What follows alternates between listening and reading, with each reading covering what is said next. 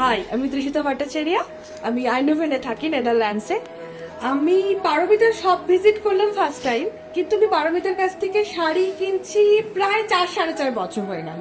মানে ওই corona time থেকে মন ভালো করার উপায় ছিল, সবাই যখন বাড়িতে বসে ডিপ্রেস হচ্ছে তখন আমি ডিপ্রেশন কাটানোর জন্য পারমিতার কাছ থেকে শাড়ি কিনে কিনে ডিপ্রেশন কাটিয়েছি।